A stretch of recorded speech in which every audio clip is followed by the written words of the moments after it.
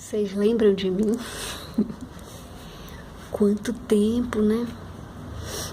Voltei. Bem, minha gente, vamos ler então, entrar um pouco mais na obra do Leonardo, pra gente terminar logo. Eu já tô querendo que acabe. Bom, o primeiro capítulo, ele vai falar da carreira esquisita do Leonardo da Vinci. Em resumo, era mais ou menos assim. Esse rapaz, ele recebia muitas encomendas. E basicamente, quando se tratava de pintura, muitas vezes ele acabava não tendo como priorizar essas encomendas. E acabava que sempre chamavam um moço chamado Filipino Lippi, que terminava as coisas que o Leonardo não terminava de fazer. E não é que o Leonardo era um cara irresponsável ou algo do tipo, não. É porque ele fez nome também como eu falei para vocês naquele outro vídeo, ele fez nome também como engenheiro de águas, mestre de águas, aliás, como engenheiro de projetos para a área militar e até mesmo como engenheiro de palco giratório para festas grandes de nobres. Isso era mais ou menos assim. Tinha lá um determinado nobre e aí ia fazer, sei lá, festa de não sei quantos anos, casamento desse fulano. E aí ele ia dar um festão. E aí chamavam Leonardo para ele construir aqueles palcos giratórios em que artistas da corte iam se apresentar, e daí ele ia para lá e passava um tempão lá fazendo aquela parafernália toda para que as festas lá da nobreza fossem bem legais. Então, nisso tudo, ele acabava tendo que se deslocar muitas vezes de um lugar para o outro. Vai ter a festa, nobre tal está solicitando, o governante de Milão vai precisar dar uma festa, quer que você vá para lá agora para começar a construir para ele os palcos giratórios lá onde os artistas vão se apresentar. E aí lá o Leonardo se despencava para Milão, largava tudo que estava fazendo. E assim, como eram grandes figuras, grandes nomes da nobreza da época, ele não tinha como dizer não para essas pessoas, porque a pintura em si não pagava as contas, né, minha gente? Desde aquela época, viver de arte já era puxadinho. Então é por isso que a carreira do Leonardo ela é toda picotada, né? Vamos dizer assim, ela é toda descontinuada. E nesse primeiro capítulo ele vai contar como era tensa a relação dele com as pessoas que o contratavam, justamente por causa dessa dificuldade do Leonardo em concluir certas encomendas. Ele vai dizer, por exemplo, que aos 25 anos ele recebeu a incumbência de fazer um tal retábulo lá no lugar que era a sede do governo de Florença, e que nenhuma pintura foi concluída dessa história. E que uma outra encomenda no valor de 300 florins para um retábulo considerado bastante grande também foi feita e também não foi concluída. E toda vez chamavam o mesmo cara, que era um tal de Filipino Lippi, que está bem aqui, que lendo assim, a gente fica imaginando assim, que acho que era mais ou menos assim, o Leonardo pegava uma pintura e daqui a alguns meses, olha, sabe o que é que não vai dar para eu fazer porque o governador de Milão está me chamando para fazer tal coisa, eu tô indo lá. Aí, mas meu filho, você não se comprometeu com o negócio? Pois é, mas é que não vai dar. E daí chama o Filipino Lippi. Aí daqui a um tempo, nem te conto, sabe aquela encomenda que você me pediu há 1 ano atrás? Poxa, não vai dar para fazer, porque eu vou ter que ir para a França na corte do fulano de tal, que está me solicitando que eu vá para lá, para fazer uns serviços lá para ele. Você não se incomoda comigo, não? Enfim, era briga o tempo inteiro por causa dessa história. E de novo chamavam o tal Filipino Lippi. Meu filho, venha de novo, que o Leonardo já não deu conta de novo da obra aqui, do negócio que fizemos a encomenda para ele. E venha aqui de novo terminar, faça a gentileza. E lá vai o Filipino Lippi para lá e terminava o negócio que o Leonardo não concluía. Então é o tempo inteiro isso. Por outro lado, existem registros também de cartas deles queixando de que muitos desses contratantes não davam o valor devido ou não davam condições de trabalho adequadas para que ele realizasse esses trabalhos. Então também tem esse aspecto. E então esse primeiro capítulo vai tratar exatamente disso.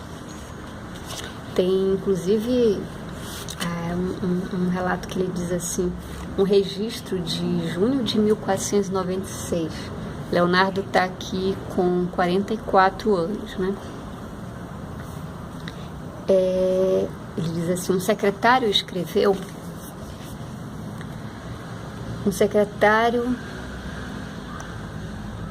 me perdi aqui. Um secretário escreveu ao arcebispo de Milão, da parte de Ludovico. Ludovico era o governador de Milão na época, informando-o de que o pintor, abre aspas, que o pintor que estava trabalhando em nosso camerino hoje, camerino deve ser alguma coisa lá, a área que ele estava pintando, fez um certo escândalo e em razão disso deixou o encargo. E parece que, pelo que contam, parece que o Leonardo era do signo de Áries, né? Que nasceu dia 15 de abril. Por sinal, um dia antes do meu aniversário. Então, Leonardo parece que era um arianozinho bem despachadinho, daqueles que dizem assim: não, só obrigado. E larga o negócio e vai embora. Mas também o pessoal, poxa, estressava o rapaz também, né? Ninguém gosta de trabalhar com alguém que não dá valor para o trabalho que você está fazendo. Então, parece que, em geral, era isso que ocorria. E aí ele dizia assim: não sou obrigado e tô indo. Outras vezes, como eu falei, não eram por motivos de força maior e ele realmente não tinha como permanecer no local e acabava tendo que abandonar um trabalho para se deslocar para outro. Numa dessas relações tensas, dessas comunicações tensas entre ele e um dos contratantes, que era esse Ludovico Sforza, que era o cara que mandava em Milão na época, que adorava Leonardo e tudo, mas que tinha essas tretas, né? Porque encomendava coisas e ele demorava para fazer. Aí tem uma carta do Leonardo para esse Ludovico, falando assim: lastimo muito que a necessidade de ganhar a vida tenha me forçado a interromper o trabalho que Vossa Senhoria me confiou. Mas espero em breve tempo ter ganhado bastante para conseguir, com o coração renovado, satisfazer Vossa Excelência, a quem cumprimento. Ao mesmo tempo que ele queria esculhambar com esse pessoal, ele não podia fazer isso, porque era o pessoal que eram os patrões, né? Era quem garantia o sustento dele, encomendando coisas para ele, apesar dessas relações meio tensas. Mas eles, como o Leonardo era um cara muito, muito visto como alguém muito capacitado, muito competente nas várias áreas em que ele atuava, então as pessoas sempre o demandavam novamente, o solicitavam novamente para novas encomendas. E ele diz assim: se Vossa Senhoria acreditou que eu tinha dinheiro, então Vossa Senhoria se enganou. Porque eu tive 6 bocas para alimentar durante 36 meses e eu tinha só 50 ducados. Talvez Vossa Excelência não tenha confiado na da mestre Gautier, ele vai falar do cara que pagava ele. Mas dá para ter ideia, porque assim, Leonardo não tinha, parece que não tinha família, né? Se percebe, mas ele estava sempre tendo essas 6 pessoas às quais ele se refere, provavelmente eram as pessoas da equipe de trabalho dele, que eram aprendizes, praticamente era a família dele, né? Ele vivia o tempo inteiro cercado dessas pessoas.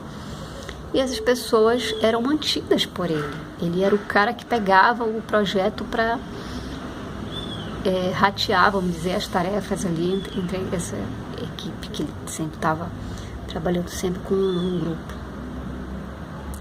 Ele diz: o tom queixoso do apelo de Leonardo, com as costumeiras declarações de dificuldade financeira, também é comum na correspondência de outros artistas da época. Então, não era só Leonardo que se queixava de ser maltratado, de ser negligenciado, de não ser valorizado de forma adequada, de ser mal pago.